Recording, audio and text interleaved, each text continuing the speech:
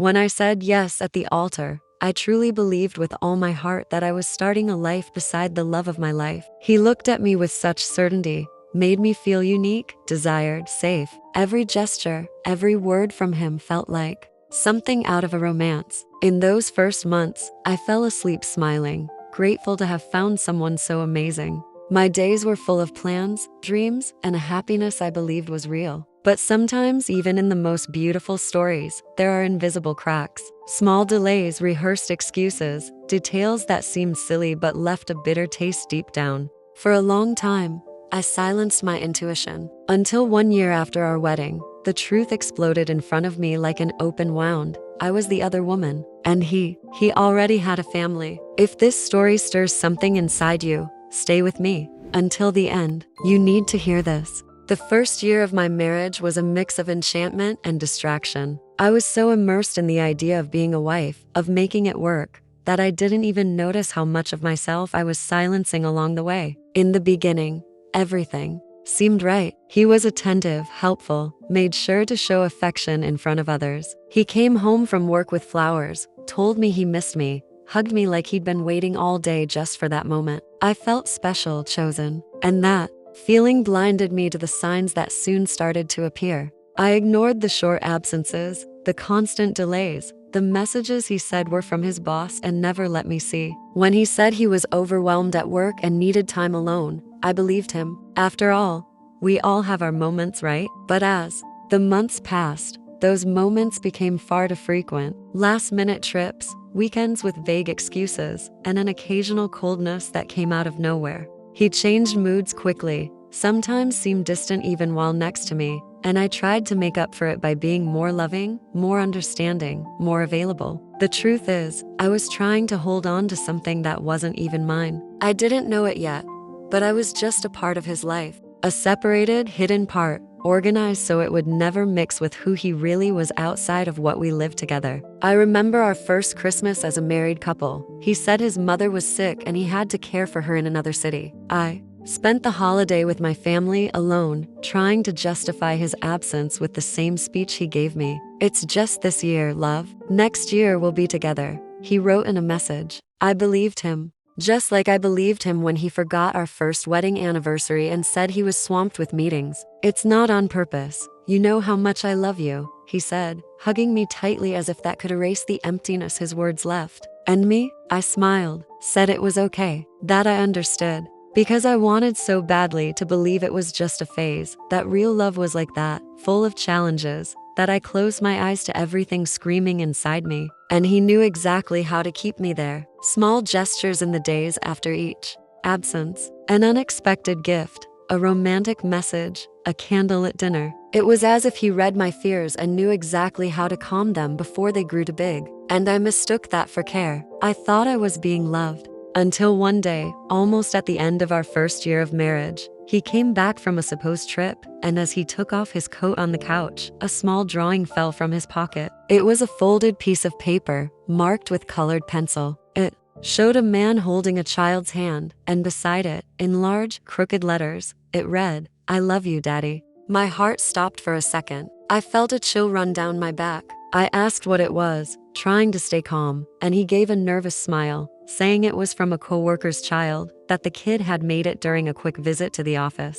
I wanted to believe it. I smiled back, but something in me didn't believe it. That was when a silent doubt started to grow inside me, taking up a space that used to belong only to trust. From that day on, I started observing more, listening more carefully. Every detail, every silence, every hour he spent away from home became a little question inside me. And even then, I stayed, pretending not to see, trying to convince my heart that I was exaggerating, that marriages had their ups and downs, and mine was no different. I talked about kids, about the future, about plans to move houses, and he always responded with a rehearsed enthusiasm, like someone who knows exactly what to say. Today, looking back, I see how everything was choreographed. He was a specialist in creating parallel realities. He knew where to be, what to promise, how to lie without sounding like a liar. While I dedicated myself to building a life with him, he dedicated himself to keeping two lives completely separate, and I was just the one who believed everything.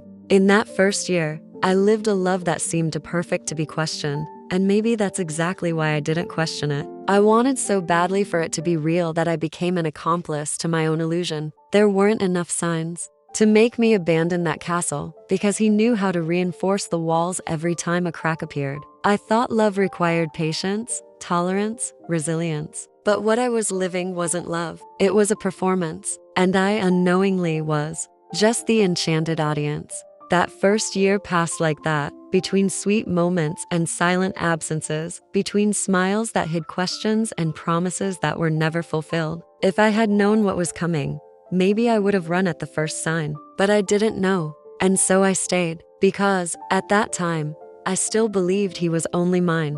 I don't know exactly when I truly started to suspect. Maybe it was that day with the drawing in his pocket, or maybe it was before, when the absences started coming with increasingly well-rehearsed excuses. What I do know is that after that, my mind stopped being a safe place. Everything started to feel suspicious, even though I hated myself for it. I didn't want to be the jealous wife, the one who watches, who checks, who questions everything. But I could no longer ignore the little gaps in his routine, the mismatched schedules, the strange scents on his clothes, the messages he deleted as soon as they arrived. One time, he said he was going to a meeting and would be home late. I was alone that night, trying to sleep, but I couldn't. When he got back, I noticed he wasn't wearing his wedding ring. He said he had taken it off so he wouldn't draw attention during the meeting, but it was something he had never done before. Another time, I found a hotel receipt in his pants pocket. When I asked, he answered too quickly, saying it was from last week's business trip. But we live in the same city where the hotel is. Why would he have stayed there? I wanted to ask more, but he pulled me into a hug and said I was stressed, that I needed to relax, that I was seeing things where there was nothing. And there he was again, erasing doubts with the same affection that once made me fall in love. But inside, something had already changed. It was as if my heart was sharing space with a stranger, as if my body was sleeping next to a man who was no longer entirely mine. And still, I clung to the idea that it was all just insecurity. After all, he still said he loved me, still posted photos of us now and then, still made plans for the future. He talked about kids, about trips, about buying a bigger house. How could someone lie with such ease? How could someone say I love you with another world hidden behind their eyes? And even with all these questions, I kept trying to convince myself that everything would be okay. Until I started noticing he always kept his phone face down. I began to see that every time I walked into the room, he would lower the screen, end the call, switch tabs. His routine changed. He began showering as soon as he got home, without a kiss, without a word. He said it was exhaustion, that his day had been tough, and I kept trying to justify everything in my head, wanting to believe it was normal, but it wasn't. One afternoon, he forgot his phone at home. When I noticed, he was already gone. The phone vibrated several times, and the notification showed the name Love. My heart raced. For a few seconds, I just stared at the screen, unable to move. I had never touched his phone, never. But in that moment, something stronger than guilt took over me. I had to know. I picked up the phone with trembling hands and opened the conversation. What I saw there shattered everything I believed in. They were affectionate messages, intimate, scheduled dates, dinner plans, photos of a child. He called his daughter. She sent voice notes saying she missed him, that the girl cried for him, that she longed for the three of them to be together again. And he replied like a husband, with ease, with love. This wasn't an affair. It wasn't something temporary. It was a parallel life, a family. I couldn't breathe. I dropped the phone as if it burned my skin. I sat on the floor, trying to understand where I was, who I was, what had happened to me. I was the other woman. I was the shadow. I was the secret. He had two lives, two homes, two roles, and none of them were true with me. I don't know how long I sat there. When he came back, I acted like nothing had happened. Not out of weakness, but out of fear. Fear of what would come next. Fear of confirmation. Fear of hearing from his mouth that it was all real. I spent the next few days in silence, watching every gesture, like someone studying a stranger. It was a horror movie, and I was the deceived protagonist, not knowing when the next scare would come. And even with all the proof, I still hoped there was an explanation, a way out, something to make it all a misunderstanding. Because accepting the truth meant destroying everything I had built. It meant admitting my marriage was a lie, that my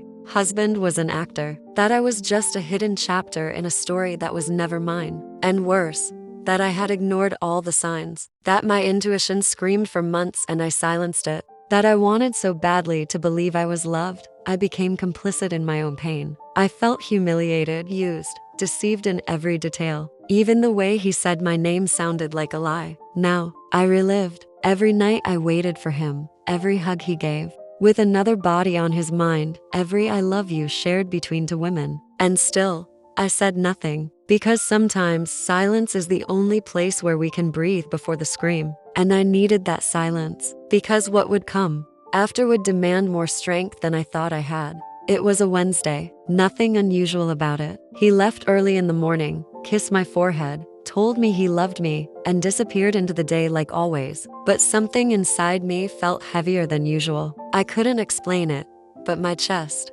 ached in a strange way. I had spent the past few days pretending I hadn't read those messages, pretending I didn't know, pretending my world wasn't crumbling in slow motion. But pretending is exhausting. And that day, I broke. I sat at the edge of our bed with my phone in one hand and that child's photo in the other. I stared at it for so long, trying to memorize every feature. She looked like him. She had his eyes, his smile. She wasn't just someone else's child. She was his, flesh and blood, a daughter he never told me about, a life he kept hidden like it meant nothing. That night, he came home later than usual. He was humming a song, throwing his keys on the counter, like he didn't carry a second existence in the pocket of his silence. I watched him walk into the room, loosen his tie, open the fridge, and then, finally, look at me. "Hey, love," he said. "You okay?" I nodded. Then I stood up, walked over, and placed the photo on the kitchen table without a word. His face froze. No reaction at first, just stillness. Then came the blinking, the half smile, the shaky breath. "Where did you get that?" he asked. I looked at him, and for the first time in our marriage, I didn't speak with softness. "She calls you daddy. You told her you loved her. You told her you missed her and couldn't wait to come home." His jaw tightened. "It's complicated," he whispered. That phrase, it shattered me. Not "I'm sorry," not "I can explain," just "it's complicated." Like I was some side project that went off track. Like he was the victim of his own betrayal. I waited for the anger to come, but it didn't. What came was silence. Deep, suffocating silence. I sat back down. He stood across from me. Two strangers trapped in the ruins of a wedding. "How long?" I finally asked. "Before we met," he answered. But it never really ended. I thought I could balance it. I thought I could keep both. "I didn't mean to hurt you." I laughed. Not a joyful laugh, a broken one. "You didn't mean to hurt me, but you married me. You looked into my eyes, promised me forever, while someone else already had a piece of you that I never even knew existed." He sat down, burying his face in his hands. "I love you," he said. "I love her too, but differently." That was the moment I felt my heart split open. Not because he loved another woman, but because he said it like it was reasonable. Like it was a matter of preference. Like I should understand. That night, I didn't yell. I didn't throw anything. I didn't beg. I just stood up, walked to our room, and lay down on the bed we had shared for a year. The next morning, I packed my things in silence. He didn't stop me. Maybe he knew there was nothing left to say. Or maybe he didn't care enough to try. I don't know which hurts more. As I walked out of the door for the last time, I looked back only once. Not for him, but for the woman I used to be. The one who believed in fairy tales. The one who thought love was enough. The one who smiled through lies and kissed betrayal goodnight without knowing. I didn't leave because I stopped loving him. I left because I started loving myself. And that love, even broken and bleeding, refused to stay in a place where it wasn't seen. If you made it this far into my story, thank you, truly. Sometimes, it helps just to be heard. If this touched something in you, please consider subscribing to the channel. I'm not telling this to gain anything. I just don't want to feel alone in this anymore. And if you have a moment, leave a comment. Or share it with someone who might need to hear. They're not crazy for feeling what they feel. Maybe we can all heal a little together. There's something strange that happens when the truth is finally out. You think you'll feel free, relieved even, like the weight will finally fall off your chest. But that's not what happened. Not for me. When I left our apartment after confronting him, I didn't feel lighter. I felt hollow. Like someone had scooped out my insides and left a shell that only knew how to walk and breathe and pretend. I moved in with my sister for a while. She asked questions, but I couldn't speak much. Not yet. Everything inside me felt shattered. Like one wrong word would send the pieces flying into places I'd never recover. I spent hours staring at the ceiling, asking myself how I could have let it get this far, how I didn't see it sooner,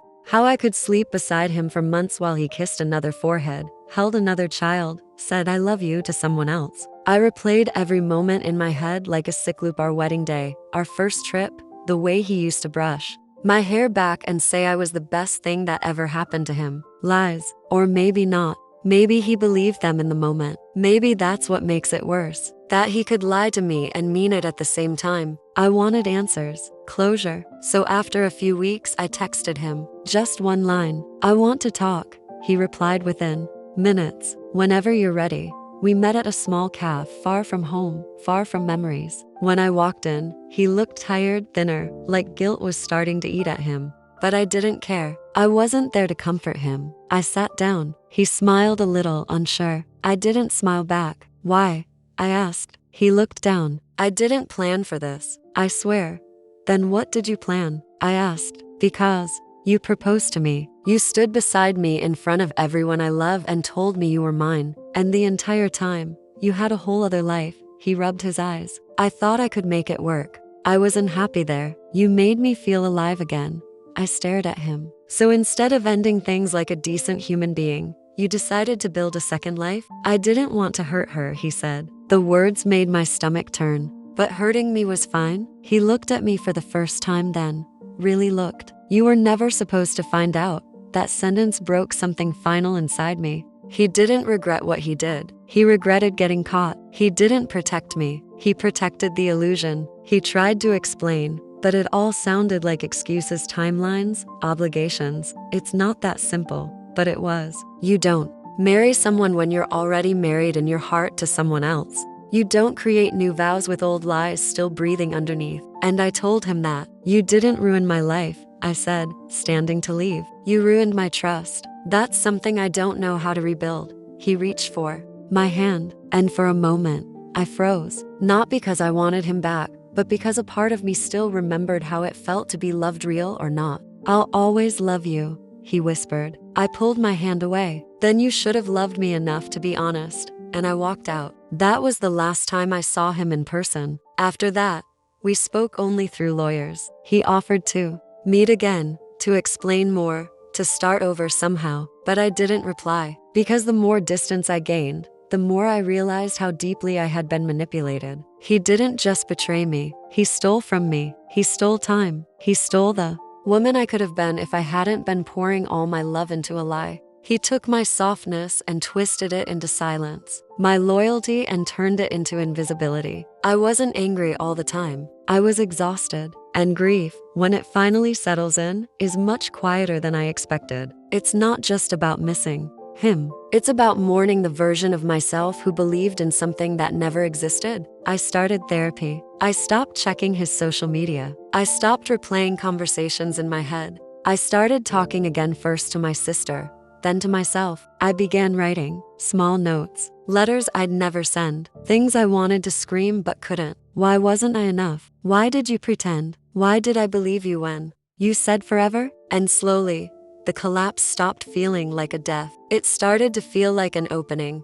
a quiet space where something new could live, even if I wasn't ready to plant anything just yet. I'm not healed. I don't know if I ever will be fully, but I'm no longer trying to tape a broken mirror and pretend it reflects something whole. I see the cracks now, and in a strange way, they make me feel more real, more honest. If you're still here, listening to this, thank you. I guess I just needed someone to know what it really felt like to lose something you thought would last forever and realize it was never really yours. If any part of my story feels like yours, please subscribe to the channel, not for me, but maybe for you, so you don't feel as alone as I did. And if you feel like it, leave a comment. or share this with someone who's quietly breaking like I was. Sometimes just knowing we're not invisible is the first step toward feeling whole again.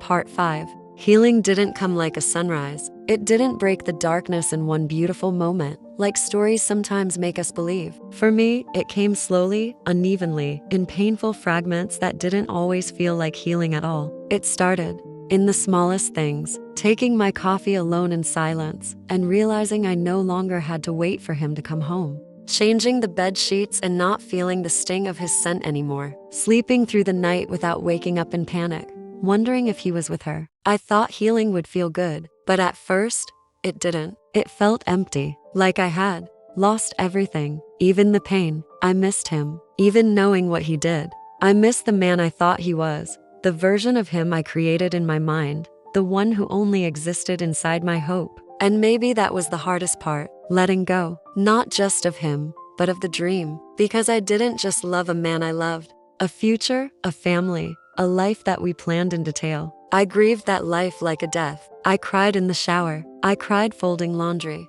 I cried when I passed the bakery where he once bought me a cupcake after a fight. I cried when a song played that reminded me of our wedding. Grief came in waves, and sometimes it knocked the wind out of me. But over time, I learned not to fight it. I let the grief move through me. I let the memories come and leave. I stopped trying to rewrite the story and started letting it end. I went back to work slowly. I reconnected with friends I had distanced myself from during the marriage. I apologized to myself for all the times I had betrayed my own instincts, just to keep someone else comfortable. I started going on walks, alone. No music, no distractions. Just me and my breathing. Just me and the version of myself I was trying to get to know again. Because somewhere in that year of deception, I lost her. I forgot what it felt like to laugh without second guessing it, to trust myself without asking for permission. I had to rebuild that, one small moment at a time. I learned to say no. I learned to be alone without feeling lonely. I sat with silence and let it hold me instead of haunt me. I picked up old hobbies, reading, painting, cooking without pressure. I filled my space with soft things, warm light, and scents that made me feel safe. I bought new bed sheets. I stopped checking his profile. I stopped imagining him with her. I stopped needing answers. He never cared enough to give. The truth was already clear. He lied. He chose to deceive. And I survived. That was enough. I also started therapy. It helped in ways I didn't expect. Not because someone gave me a magic solution, but because I finally heard myself speak my own pain aloud. And hearing it outside of my body made it real in a different way. It stopped being just a storm inside my head. It became something I could hold, examine, and eventually release. I learned that closure isn't something he could give me. It wasn't hidden in one more explanation or apology. It was something I had to give myself, piece by piece. Every day I chose not to return to what broke me. Some days were still hard.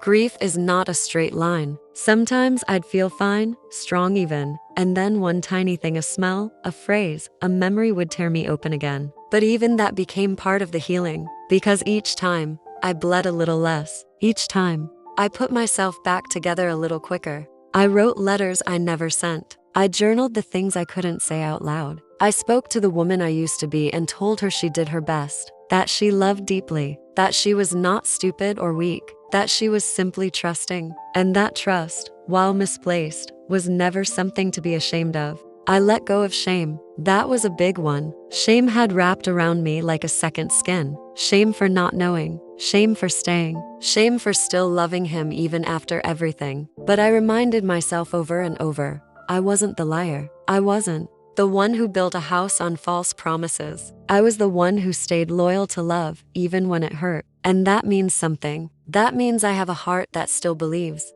I still don't know what love will look like for me in the future. I'm not rushing to find out. For now, healing is enough. Waking up and feeling peaceful is enough. Not having to hide my tears or silence my voice is enough. And one day, I know someone will come who doesn't just say I love you, but lives it with integrity. But even if no one does, I'll still be okay. Because I'm learning to love myself in ways no one ever taught me, in ways I once waited for from someone else. And now, it's mine, all mine. If you've stayed with me through this part of the Story, thank you. Truly. These words are more than just memories, they're pieces of me I'm still trying to understand. And if you're going through something like this, please subscribe to the channel. Not because I need numbers, but because I need to feel like this pain has a purpose. And if you feel moved to comment or share, maybe someone else will read it and feel a little less alone too. And that's a kind of healing in itself. Becoming someone new doesn't happen all at once. It isn't like waking up one day and suddenly not missing him, not aching,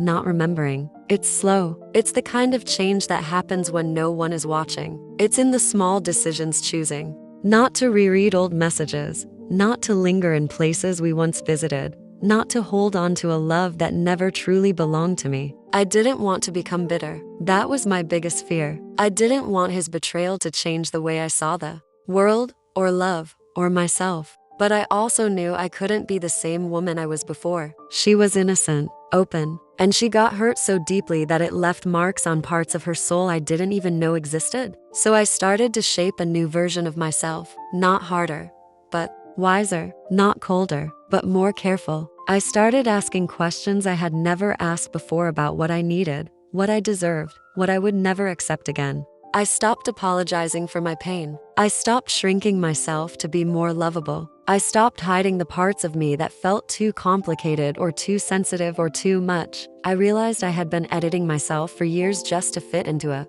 version of love that never truly held me. And I didn't want that anymore. I wanted something real, not perfect, but honest, not grand, but consistent. I went back to places I used to avoid, the beach where we once walked at sunset, the bookstore we used to browse on lazy Sundays, the cafe where he first told me he loved me, and I reclaimed those spaces. I made new memories, sometimes alone, sometimes with friends. I allowed laughter to return, slowly and cautiously, like a guest I wasn't sure would stay. I also forgave myself. That was hard, harder than forgiving him. I forgave myself for not knowing, for loving too much, for staying too long, for hoping even when the truth was right in front of me. I looked in the mirror and whispered things I wish someone else had said. You're worthy. You are not broken. You are allowed to start again. I began living with intention. I said no more often. I stopped chasing people who made me feel like I was too much. I chose silence over empty conversations. I chose solitude over relationships that drained me. And most importantly, I chose myself. Not in a selfish way, but in a way that honored the girl who used to believe she needed someone else to complete her. I realized she never did. She just needed someone to see her fully. And now, I do. I see her. I see me. And I'm learning to love her without conditions, without having to earn it, without needing someone else to validate it. My past is still with me. The scars didn't disappear, but they no longer define me. They remind me of what I've survived, of who I used to be, of the storm I walked through and came out of, maybe not untouched, but alive, still standing, still soft. I've learned to carry both grief and gratitude in the same hands, to honor the pain without letting it poison the future, to remember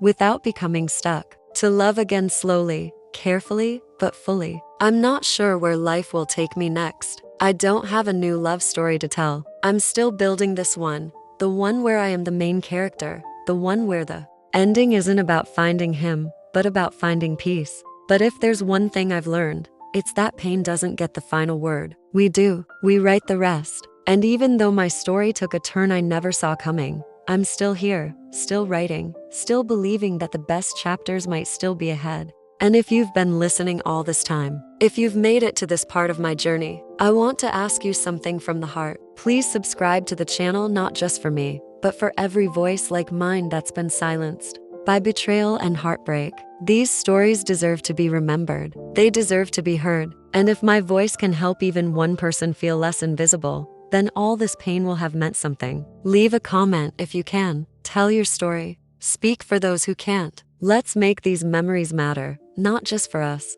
but for the ones still living in silence. And if you want to hear more stories like mine, please explore the playlist linked in the description or in the pinned comment. There are so many voices waiting to be heard, so many truths waiting to be told. Maybe one of them will be the one you needed. Maybe your story is next.